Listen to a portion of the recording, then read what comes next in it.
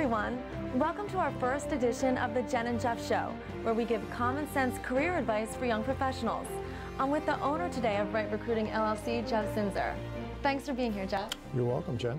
Now, Jeff, we've gotten many requests for advice on salary negotiations. Is that a stressful process for candidates? Yes, it's very stressful. One of the first things we're taught when we're growing up is there are two things you don't talk about in public. One is sex and the other is money, and salary negotiations is basically all about money. It's akin to somebody walking up to you on the street that you've never met and asking you what kind of money you make. Generally, barriers would go up and you get very tense. To a lot of people, that's what salary negotiations is exactly like. Now, what are components of a salary? Okay, good question. Usually when people talk about salary, they say, here's the kind of money I make. I make X number of dollars, and it's a number. And then they realize they also get benefits, they also get vacation.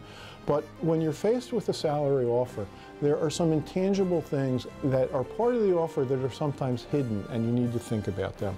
For example, let's take two different people. Let's take John Smith. John just got a very high salary offer from a company, but the company's not growing very quickly. And Sally Jones has gotten a lower offer, but it's to go to work for a company that's growing very rapidly. Well, they have two very different situations moving forward. John may be faced a lifetime of 2 to 3% reviews for the foreseeable future. Whereas Sally may get promoted 2 years from now. A promotion turbocharges your career and turbocharges your income. So 2 to 3 years from now, Sally may see herself with a promotion that's a 30% raise and may actually be making significantly more than John. So sometimes there's hidden parts of a salary offer that candidates really need to consider. That's very interesting. How does a company actually decide on that salary? The first thing a company does is when they talk about salaries and hiring people, before any candidate appears, before any resume appears, they decide the level of the person they want to hire. 1 year experience, 5 years experience, 10 years experience. Then they look around within their current company, within their organization, and they identify people who are doing similar jobs at the similar level, and that gives them the salary range. Companies are very reluctant to bring people on board at a higher level than equivalent people who are working for them now. Now, that's so important, I'd like to say that again, but in a slightly different way. Candidates usually approach interviews and offers in the attitude where the salary is about them personally. It's not. To the company, the salary is all about fairness and equity to their existing employees. The HR phrase is called internal equity. So a candidate talking about salary from a purely egocentric standpoint has a real chance of alienating an employer who is in turn looking at salary from a fairness standpoint. So you need to be careful in that regard. When the company actually makes the salary offer, how does a candidate ask for more money? Well, the best way to get more money is to do real well in the interview and to be very, very good at what you do and to be able to demonstrate it. The other mechanism that sometimes you can run into to get more money is to be in a situation where you've interviewed with two companies and each company makes you an employment offer.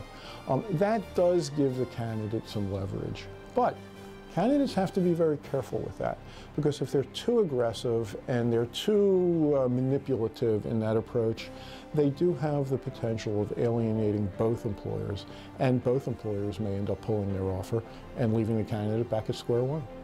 That was going to lead me to my next question. What if the company says no? Well, candidates should recognize that it is the company that has the money, and that means the company is the person that has the power. The company is allowed to say no. Candidates are allowed to ask for more. It needs to be a reasonable request. It needs to be justifiable. But the danger is always in pushing too hard for the wrong thing. I'll give you an example from last year. We had an individual interviewed and got an offer from a client for a sales manager job. The person got an offer for $120,000, and that was significantly more than they were making at the time. They were making $100,000. She decided to go back and ask for $50 more a month in a car allowance because she wanted a better car. When the president heard that, he called the HR person and said, this person is not showing good character. It's a greedy request. We've made a fair offer, and they did rescind the offer. So candidates need to be careful with the message they're sending when they negotiate. Ask for more, ask in a polite way, but make sure it's a justifiable request. Thank you, Jeff. You're that welcome. was very much valuable information. Thank you, Jen. Now stay tuned for our next video cast covering how, when, and why to get an MBA. If you have any questions about this video cast, please email them to me at jsherlock@genetcommunications.com or jeffzinzer@rightrecruiting.com. Any final words, Jeff? Absolutely. Ladies and gentlemen out there, the one thing I hope you take from this is your career is very important. Your career pays for your house, it pays for your car, it pays for your family's vacation, it pays for the college your children go to. The best way to have a good career is to excel at what you do, but you can also manage your career wisely, make smart decisions, and understand the employment process, and we're here to help you with that. Thanks for joining us.